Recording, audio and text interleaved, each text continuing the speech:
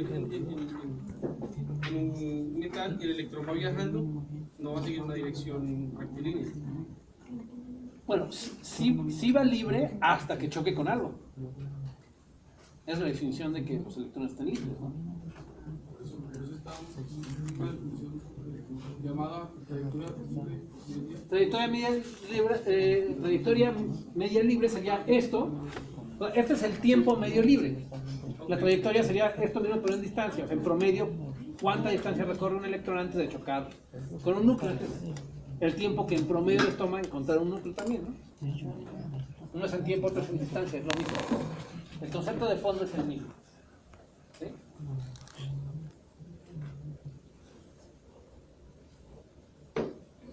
¿Sí estamos o no estamos? Sí, sí, solo que ahora pienso que ese tiempo es muy pequeño. Pues es lo que es. ¿Sí? ¿Ok? Vale. Vamos a ver. Ahora, el vector de corriente, sí lo conocen todos, ¿no? El vector de densidad de corriente, ya lo han usado antes seguramente, es igual a menos la densidad de portadores, ¿no? NBQD. Por la carga, por la velocidad de los portadores. ¿Sí? Sí. Esa N no es esa bastante. ¿Cómo? Ya, esa N. A ver, ya, aquí ya estamos hablando de metales. Aquello eran dieléctricos, aquí estamos hablando de metales. Sí, va a ser esencialmente la misma, en el sentido de que ¿cuántos electrones te aporta cada núcleo en la red? Pues uno, ¿no? A lo mejor puede aportar dos o tres, pero en realidad pensemos que uno. Entonces, sí, en el fondo sí, es una densidad volumétrica, pero ahora es de portadores libres. ¿Sí? Okay. ¿Sí estamos? Entonces, a ver, vamos a ver. Si de aquí despejamos, ¿no? ¿Qué es lo que obtenemos? La derivada de J respecto al tiempo más tau menos 1 por J es igual a m cuadrada sobre m. ¿Cierto? No, pues sí, pues deriva y despeja. De aquí saquen la La B deriva. y pónganlo allá y es lo que les queda. Pero antes, ¿cómo le llamó a el segundo término de M tau menos 1 por B? Este es un término disipativo.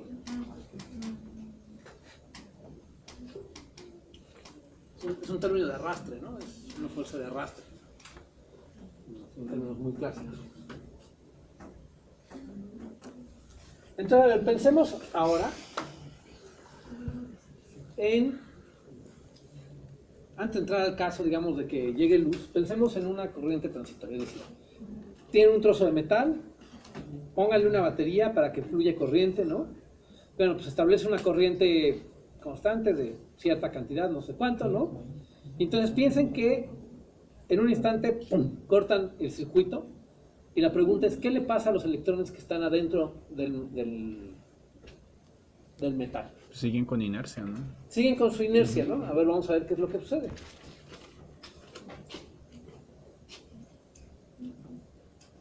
En el caso transitorio, ¿qué es lo que tendríamos? Que lo que estamos desapareciendo es el campo eléctrico externo, ¿no? Al cortar el circuito, lo que hacemos es quitamos la fuerza que lo está manteniendo en movimiento. ¿Sí? ¿Sí estamos? ¿Sí? Entonces, en ese caso, ¿qué es lo que obtenemos? Tendríamos que la ecuación de movimiento sería Es una exponencial decreciente, debe ser. dt más tau menos 1 Igual a 0. J igual a 0. Y eso implica que J, ¿qué forma tiene? Una exponencial decreciente, no sé. Es igual a J0 E a la menos T sobre tau. Entonces, ¿qué sería tau? Ahora, digamos, ¿qué nos dice qué sería tau? Sería el tiempo que tarda en la densidad de corriente a bajar a 1 sobre E. Exacto, es como el tiempo típico que le toma a los electrones, digamos, frenarse, ¿no? ¿Sí estamos? ¿Sí se entendió eso? Profesor, yo no entendí desde la segunda línea. Ahí te hizo. ¿Aquí? Sí, ajá. ¿Para llegar aquí o de aquí en adelante? No, para llegar ahí. Para llegar aquí, despeja la B de aquí, Sí. sustitúyela aquí, entonces ahora te queda J entre NE, ¿no?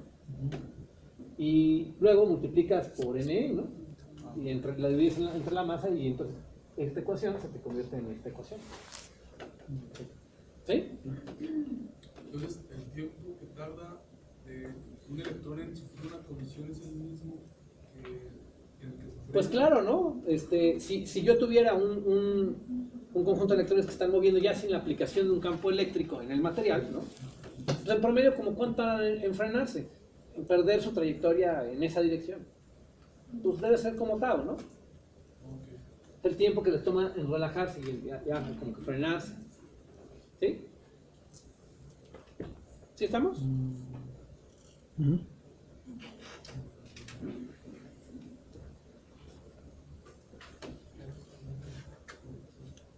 Ok, ahora veamos otro caso límite, veamos ahora el caso estático, es decir, donde ya se estableció una corriente. ¿Sí? ¿Eso qué quiere decir? Que no hay variaciones en el tiempo, la derivada es cero. ¿No? En ese caso, ¿qué es lo que tenemos? Lo que Pues, tenemos la ley de es Ohm casi. tau menos 1, J es igual a NE sobre M. E, ¿sí? Y esto me queda que J es igual a Es NE lo que llamamos sigma. sobre M Por tau. Arriba. N de tau. E cuadrada, perdón, E cuadrada, por tau. ¿Eh? ¿Y cuál es el número que me relaciona a la J con la E? La conductividad. Es igual a cero porque el campo eléctrico ya no está. ¿Cómo? ¿Por qué el campo eléctrico ya no está? ¿En este? Porque dijimos, el experimento, o sea, ¿qué es lo que sucede si yo tengo un trozo de metal, establezco una corriente, le pongo una pila o lo que sea, ¿no? Esta es la corriente, ¿y qué pasa si yo corto de tajo el circuito? La pregunta es, ¿qué le va a pasar a esos electrones? Lo primero que dijeron es, bueno, pues van a seguir sus trayectorias rectilíneas, ¿no? Su inercia los va a seguir moviendo, pero lo que sucede es que desaparece el campo eléctrico que los mantenía en movimiento, ¿no? Y entonces lo que sucede es esta relajación. Y ahora estamos viendo el otro caso, el caso en el que tenemos una corriente establecida que ya no cambia. ¿Sí? En este caso, lo que tenemos es que la conductividad, como decían por acá, ¿no? Es N cuadrada sobre M tau. Por cierto, esa es una expresión que ya deberían haber visto antes, ¿no? Además, un carril, ¿Cómo? un carril. Seguramente la vieron Sí, con carril. con Ramón. Sí, así es. Y con usted también. Conmigo creo que de conductividad no habíamos hablado. No, si fue con carrera. ¿Perdón? ¿Y es que qué fue? Sí, sigma, claro. O sea, esto ya lo habían visto, pero les habían dicho, sí, la conductividad es tanto. No, la conductividad es tanto por esto, justamente. ¿No? O sea que en últimas, cuando uno mide la conductividad, lo que está midiendo es la densidad de portadores de carga. Porque la relación No, carga-masa estamos que está midiendo allí- más que eso. Estamos midiendo la densidad de portadores de carga multiplicado por la carga de cada portador. Sí, Dividido entre su masa sí. Pero y multiplicado por este numerito que tiene que ver con el material. Cada ese material número se tiene me una tabla olvidaba. distinta. Sí, sí. Que ese es lo que decía Fito. Ese se puede interpretar como el tiempo, el recorrido medio libre. Exacto, es el tiempo medio libre. O sea que eso habla, digamos, de como de qué tan buen conductor es el material. O sea, que qué tantos obstáculos Si el, hay. si el tiempo medio libre es muy largo, ¿eso qué quiere decir? Que los hay- electrones se pueden mover realmente de manera muy libre, ¿no? No chocan con nada. Sí. Si el tiempo medio libre es muy cortito, entonces chocan muy seguido y es un mal conductor. O sea, pero iba era ¿Oh? Bueno, ahí es donde está la diferencia entre quién es mejor conductor que otro. Bueno, está en todo, ¿no? O sea, la masa también. Pero- La masa, de hecho, la masa ya había aparecido por ahí con nosotros, eso sí había aparecido ya. Pero es que eso siempre es constante, profe, en la relación carga-masa que está allí. Bueno, tiene una carga de más, pero... Ah, Aguas. ajá. O sea, esto ya sabiendo mecánica cuántica y teoría de bandas y todo eso, en realidad es la masa efectiva. Ok. Y esa sí es una propiedad de cada material que tiene que ver con la curvatura Ajá. localmente de de la estructura de bandas de ese material. Entonces, aquí hay muchas propiedades del material todas mezcladas. Una es cuántos portadores por unidad de volumen tiene, qué tan masivos son esos portadores, ¿no? Y qué tan seguido chocan con los centros de la red. Pero entonces cuando hacen un experimento para medir de conductividad, ¿cómo hace para distinguir uno del otro? Porque es que la conductividad no es a todos. La O sea, y tiene un conductividad montón es qué tan buen conductor es. no más, exacto. Eso involucra qué tan seguido chocan, qué tan chica o grande es su masa efectiva y cuántos portadores tengo por unidad de volumen. Y solo, pero por una respuesta rápida, ¿hay experimentos para poder determinar el tiempo, el recorrido medio libre? ¿Hay experimentos? ejemplo. Sí, creo que sí. O sea, como para de esa conductividad Ahorita no- discriminar, ¿no? ¿Cuánto Ahorita no vale? recuerdo así, no te podría decir ahorita el experimento, pero según yo sí existe. Ujú. Sí hay forma de saber, o sea, porque de hecho este es un numerito que está tabulado, ¿no? Hay tablas Sí. para cada material y te dicen, bueno, pues este es Entonces alguien debe para haberlo el hecho. acero es tanto y para el cobre es tanto. En fin, ¿no? Ok. Sí. Ok, sale, vamos hasta aquí. Ujú. ¿Sí? Muy bien.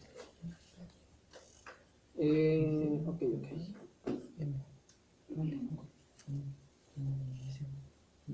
Ahora, pues ya que nos falta resolver, bueno, pues, los casos no extremos, ¿no? Donde todos los términos de esta ecuación aparecen, ¿sí?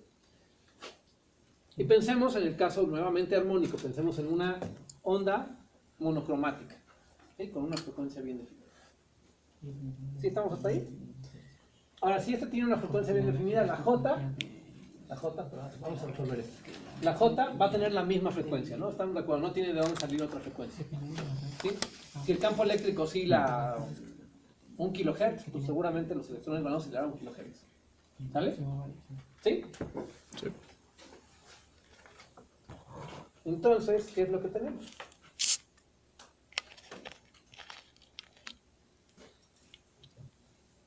Asumamos que tanto J como E tiene una forma temporal E a la I omega T. ¿Sale? E a la menos que 1. ¿Sí? Si sustituimos esto aquí, aquí y aquí, y dividimos entre la exponencial que no nos interesa ahorita, bueno, no dividimos entre la exponencial. Lo que tenemos es que menos I omega, que sale de derivar esto, ¿no? Más tau menos 1 por J es igual a NE cuadrada sobre M por E. ¿Cierto? ¿Sí estamos? Ujú. ¿Sí? Es igual a tau por sigma por E. ¿Cierto?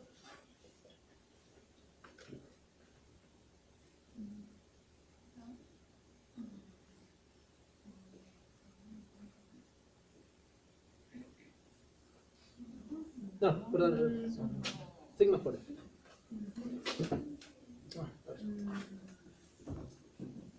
Olvídense de eso. A ver, vámonos otra vez.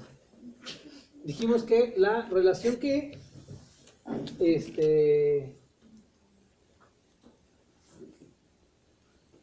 no, sí, está bien, está bien. A ver. Esto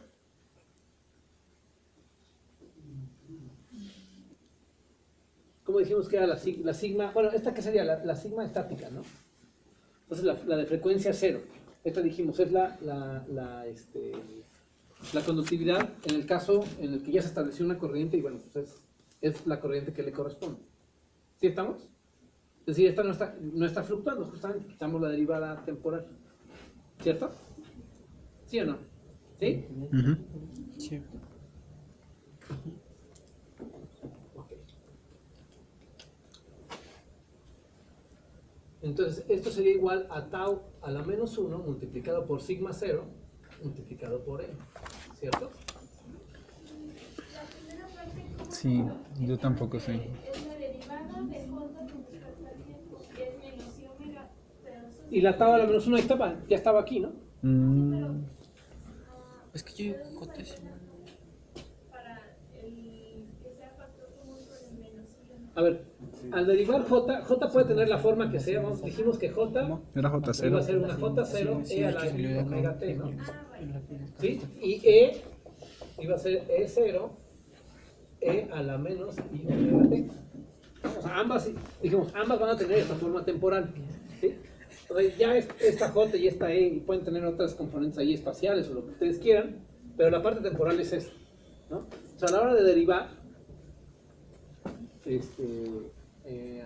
aquí, Ujú. esto me baja un menos I omega T, Y queda la menos I J. omega T por J, Ajá. ¿no? La tau pues ya estaba por J, entonces lo factorizo. Y luego acá pues me queda lo que tenía. ¿Sí?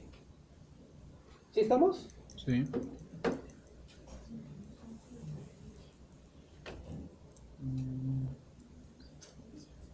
Ok, entonces a ver, de aquí ¿cómo me queda? Me queda J Sí, también.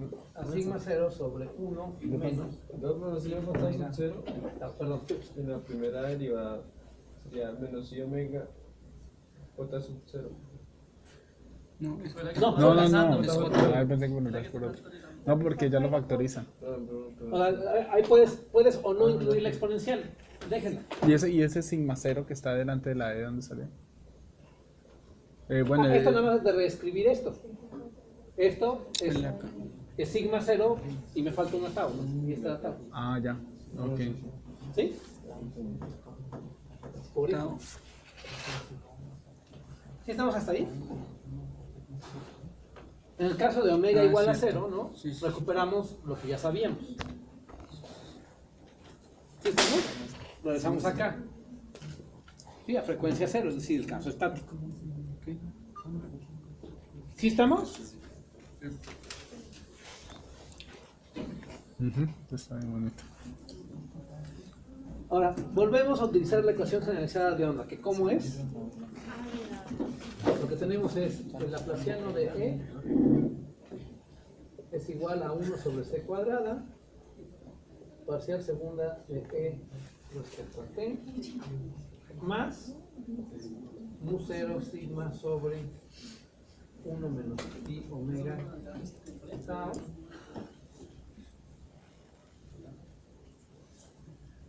parcial de E respecto a T. ¿Sí estamos hasta ahí? De nuevo, ¿no? Hagan las cuentas con la ecuación de Maxwell, con las ecuaciones de Maxwell, las dos del rotacional, y deduzcan la ecuación de onda. La ecuación de onda, la más tradicional, es esa, ¿no? Es simplemente el laplaciano igual a menos 1 entre C cuadrada parcial segunda de E respecto a T. ¿Sí? Pero si no desprecian el término que tiene J, ¿no? Es decir, en la presencia de corrientes, ¿sí? La ecuación de onda implica, aquí aparece también la corriente, ¿no? De hecho, aparece la derivada de la corriente. ¿Sí? ¿Y la derivada de la corriente cuánto es? Pues la derivada de esto. ¿Sí?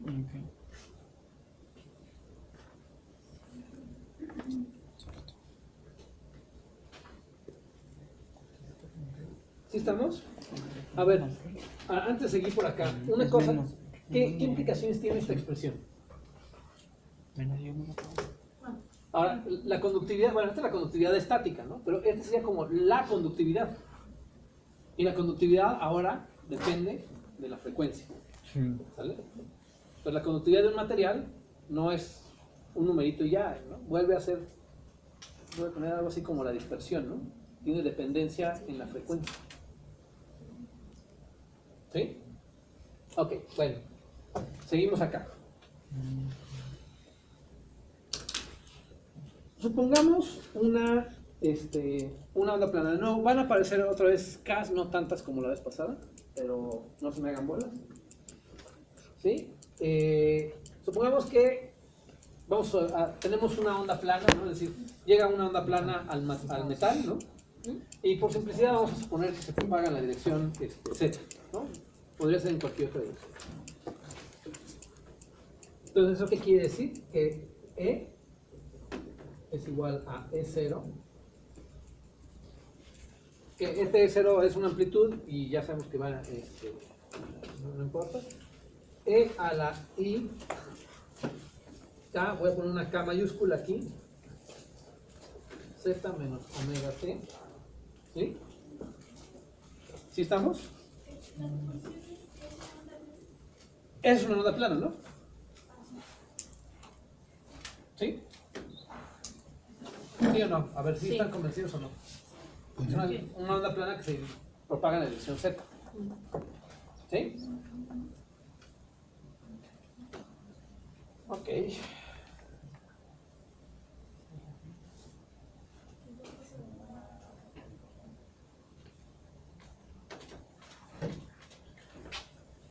Perdón, ¿esa acá va a ser la riboleada? No, caballero. ¿Cómo? Esa acá. A ver, esa olvídate, acá- ya, las casas que usamos hace rato son del problema de hace rato. Pues Esas esa- dieléctricos. Ahorita estamos hablando de metales, nuevas variables para todo. Ok, entonces. ¿Sale? Esa acá que. Es acá, es El número de- el número de onda de esta onda plana que ahora se propaga en el metal. ¿Sí? Ok.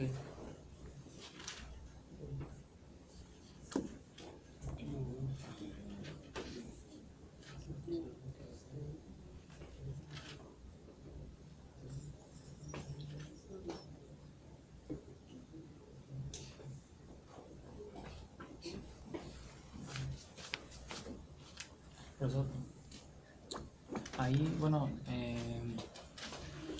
en ese caso que ya se está analizando de un conductor, J sí es igual a sigma sub 0 por el vector de campo eléctrico.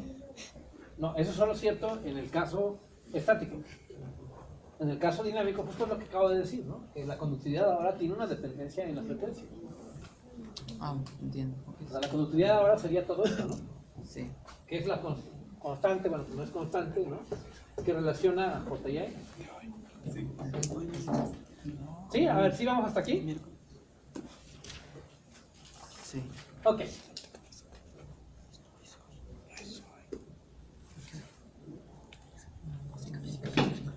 Muy bien, si sustituimos esto Sí, está listo. aquí, Ya está. aquí es a lo que llegamos. La ecuación de Helmholtz. A la ecuación de Helmholtz. Víctor ya tiene estas notas. ¿De dónde sacaste eso? Quería participar. ¿Cómo? Quería Quería participar. participar. Llegamos a una relación de dispersión. Vamos a llegar a una relación de dispersión, así es. A ver, sustituimos acá, al derivar espacialmente, son la segunda derivada respecto a X, más la segunda derivada respecto a Y, más la segunda derivada respecto a Z. Esto no tiene descendencia ni en X ni en Y, entonces que lo que me queda nada más la segunda derivada respecto a Z. ¿Qué me baja? Cada derivada respecto a Z me baja un I por K. ¿No? Entonces, I por K por I por K me queda menos K cuadrada, ¿no? Les voy a poner nada más K cuadrada y les debo un signo menos, ¿no? Ahorita lo ponemos del otro lado. ¿Sí? Y luego de este lado, ¿qué es lo que me queda? Me queda aquí un menos I omega menos I omega, ¿no? De las dos derivadas respecto al tiempo.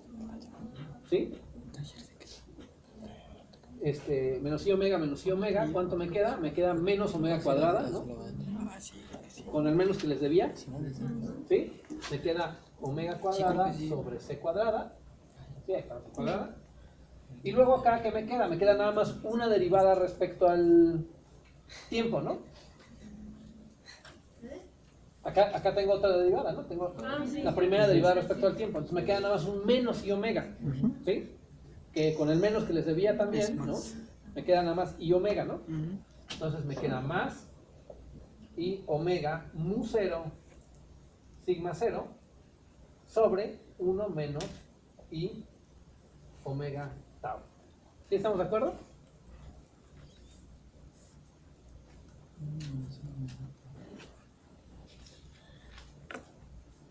¿Sí? ¿Vamos hasta ahí?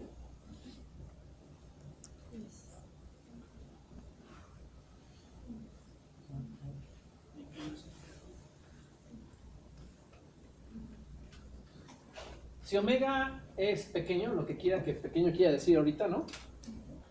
Eso implica que este término es casi cero, ¿sí?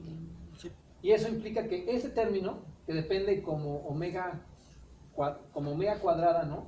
A diferencia de este que nada más depende como omega, se vuelve muy pequeñito, ¿sí? Y entonces, K cuadrada, en ese caso, es aproximadamente I omega mu 0 sigma 0.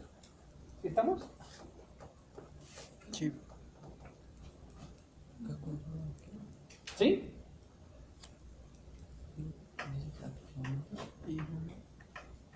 ¿Y eso qué implica? Que K es aproximadamente la raíz cuadrada de I omega mu 0 sigma, que es igual a... ¿Cuánto es la raíz de I? Menos uno. No.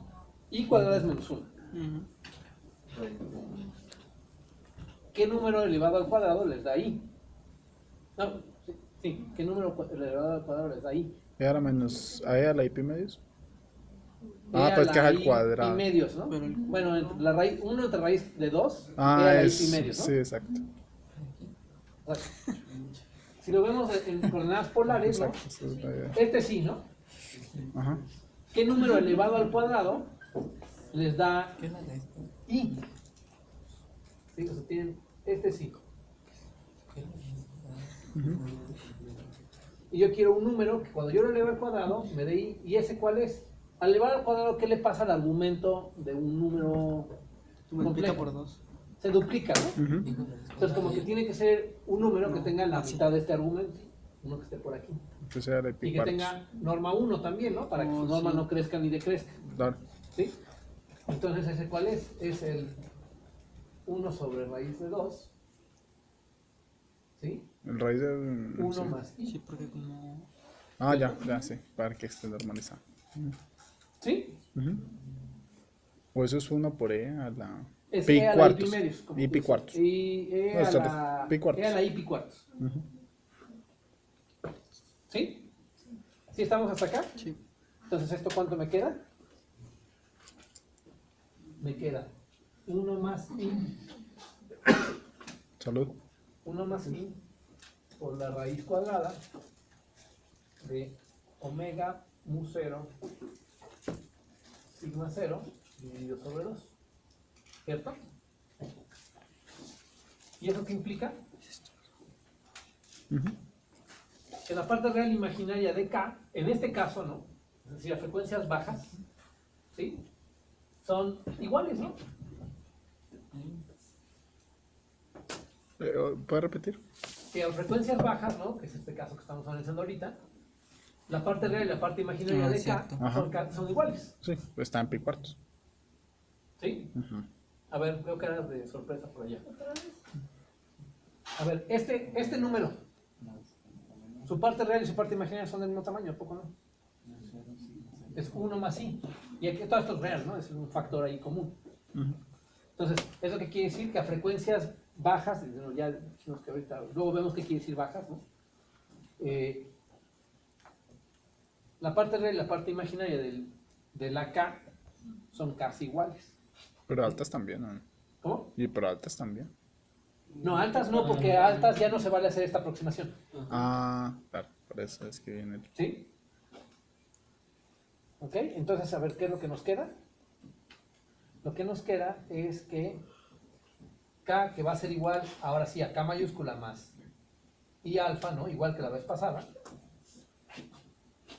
¿Sí? Lo que tenemos es que K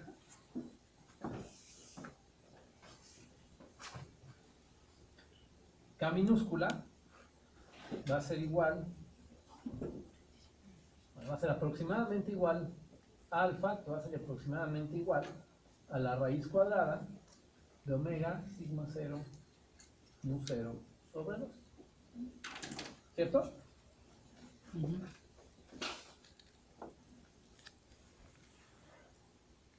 ¿Sí? ¿Y eso qué implica en términos del índice de refracción? Índice de refracción de un metal, ¿no? Un conductor, ahorita vamos a ver qué quiere decir eso. Quiere decir que N es aproximadamente igual a kappa, ¿no? Acuérdense, kappa es la parte imaginaria del índice de refracción, es igual aproximadamente igual a la raíz cuadrada de sigma 0 sobre 2 omega epsilon 0. ¿Sí estamos? Explícame por qué n es aproximadamente. ¿Cómo? ¿Por qué n es aproximadamente? A ver, ¿cómo se relacionaban? De nuevo, ¿cómo se relacionaban n kappa y la k esta? Esa relación, esta sí es la misma, ¿no? Esta sí se mantiene. ¿Sí? Pues de ahí donde sale esto. ¿Sí vamos todos hasta aquí? ¿Sí estamos de acuerdo? ¿Qué es 2 omega? Epsilon 0. Esta es capa. Epsilon 0. Creo que salió peor, pero bueno. ¿Cómo? ¿Sí? ¿Sí estamos hasta ahí? Ok.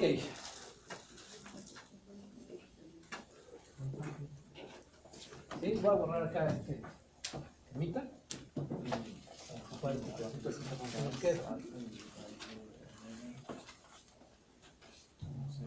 Sí, entonces bueno, definimos una cosa que a lo mejor ya la han oído mencionar por ahí, delta, que sería 1 sobre alfa, ¿no? Para los metales. Y esto es igual a la raíz cuadrada de 2 sobre omega sigma 0 mu 0, que también puede escribirse, vamos a ponerlo aquí abajo, como la raíz cuadrada de lambda 0 sobre c pi sigma 0 mu 0. Es lo mismo, nada más es convirtiendo la omega en longitud de onda. ¿Vale? Sí. ¿Sí estamos? Este numerito delta le llamamos la profundidad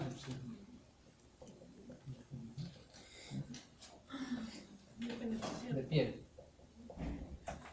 de un metal. A ver, los electrónicos. Es que no teníamos muchos electrónicos aquí, ¿verdad? Ingenieros electrónicos, levanten las manos. Ingeniero electrónico, ingeniero electrónico. ¿Se habían oído esto de la profundidad de piel alguna vez? A ver, en los circuitos de alta frecuencia, donde de nuevo alta, quién sabe qué quiere decir, ¿no? Pero para el óptico, cualquier frecuencia, bueno, para que digamos esto funcionara en el óptico, ¿no? Para los electrónicos es alta frecuencia. No es necesario. Eso está lejos. Entonces, a ver, vamos a ver. ¿Qué tipo de cable utilizan o cómo es el cable que utilizan para conectar dos circuitos de alta frecuencia? No, pues un apantallado con coaxial o algo así. O no Bueno, sé. usan coaxiales y demás, eso es más bien para que no se les meta interferencia. Sí. Pero además de eso, no tiene que ser tan alta frecuencia. ¿Cómo es el cable que utilizan para 60 Hz? Ah, pues de varias fibras. De muchos hilitos. ¿Y por qué? Ni idea. Pues porque así los hacen, ¿no? Como que sería más fácil hacer un solo alambre, ¿no? Seguramente. No, pues debe ser más fácil. yo había supuesto que era pues, para que quedara flexible, porque si no queda una cosa así como medio Bueno, rígida, eso- ¿no? Puede ser, pero si el agua la llevamos por tubos rígidos, ¿por qué no llevar electricidad por tubos rígidos? Ujú. ¿No? Sí, Digo, pero tubos entonces- o trozos incluso Sí. Pero sólidos, también ¿no? explicaría por qué no pone mangueras en la casa en vez de tener... ¿Por qué no sí, ponemos mangueras en vez de cables flexibles, ¿no? Digo, perdón, de En vez de tubería, tubo, flexible, de tubería rígida. ¿Alguien tiene una idea de por qué? No, no sé. A ver, vamos a ver. ¿Cómo qué nos mide esta delta? Bueno, es 1 entre alfa. ¿Qué nos mide alfa? Es aquí ya no le voy a llamar coeficiente de absorción. Le voy a llamar nada más coeficiente bueno, es el coeficiente de absorción, está bien. El coeficiente de extinción o como le quieran llamar, no importa. ¿Qué es lo que nos mide la alfa? De nuevo, ¿no? ¿Qué es la alfa? Es qué tan rápido se atenúa la radiación dentro del material, ¿no? Es decir, si llega una onda electromagnética al metal, ¿qué tan rápido se va haciendo pequeñita su amplitud? ¿No? Eso es lo que me mide la alfa. 1 entre alfa está D, ¿no? ¿Qué sería? Sería como la distancia típica a la cual se atenúa la radiación, ¿no? Ujú. Digo, una micra, que quiere decir que pues, para una micra dentro del material, pues ya se cayó a 1 entre la amplitud, ¿no? Que es como 1 entre 2, 1 entre 3, por ahí así. ¿Sí? ¿Sí Sí. estamos hasta ahí? Entonces esta distancia es como la distancia típica en la cual sí sobrevive la radiación. Más allá de esa distancia, ya casi no encuentro nada, ¿no? Ajá. ¿Sí? Entonces pensemos en un trozo, veamos de frente un cable, un alambre eléctrico, ¿no? Entonces estamos conduciendo electricidad en esa dirección. ¿Sí? ¿Qué es lo que sucede? Que el campo eléctrico, que al final de cuentas es el que impulsa las cargas a moverse, decae exponencialmente, ¿no? De la superficie. ¿Cierto? Porque las cargas se mueven sobre la superficie, pero... Porque las cargas solo se mueven sobre la superficie. ¿Sí? Bueno, se mueven dentro de esta delta, ¿no? Entonces, si delta es, digamos, de este tamaño, eso es delta, pues como que esta es la región donde va a haber corriente. Aquí adentro ya no. Entonces, puro metal desperdiciado. ¿Sí? Y el metal es muy caro, ¿no? Sí, el cobre ahorita está carísimo, ¿no? Entonces, pues como que no queremos desperdiciar, ¿no? Entonces, ¿qué es lo que hacemos? En vez de utilizar esta cantidad de cobre, donde en realidad lo que estoy usando nada más es una fracción pequeñita, lo que hago es pongo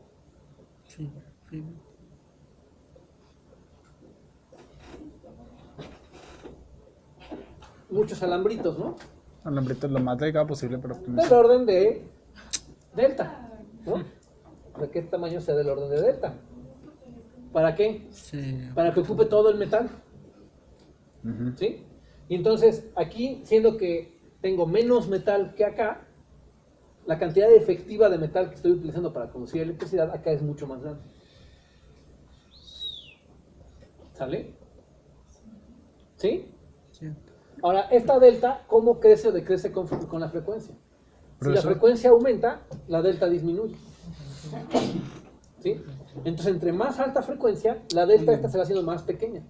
Las cargas, las corrientes, solo ocurren muy, muy cerca de la superficie a frecuencias altas. Pero también hay otro efecto, y es que en la medida que se hagan los alambres más pequeñitos, y cómo va con la disipación de potencia, porque entonces esos alambres se van a calentar más fácil, les pensaría yo. Si tienes muchos, no, porque está repartiendo la corriente entre todos ellos. Entonces, cada uno lleva una cantidad pequeñita de corriente. Correcto.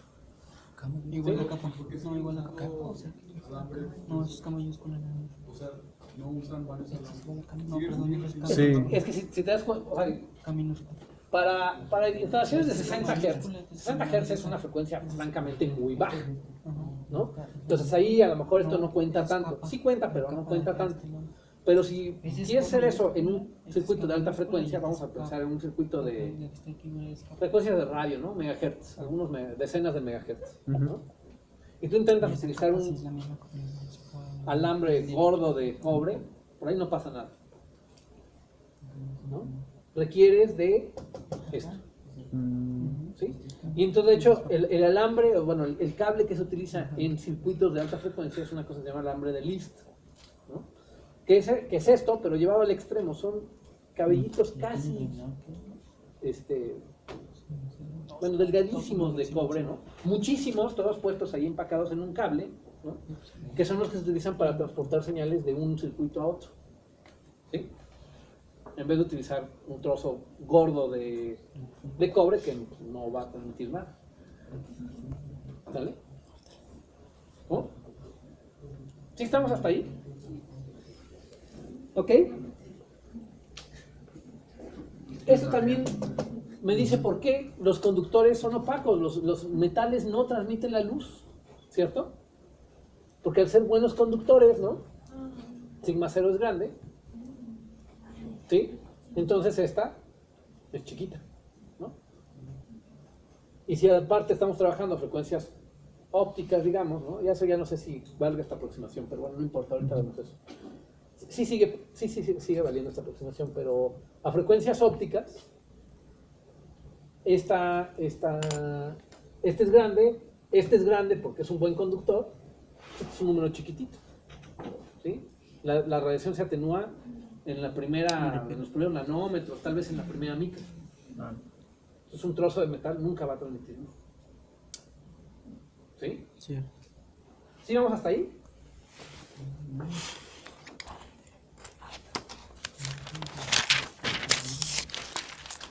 Ok, a ver, vamos a ver.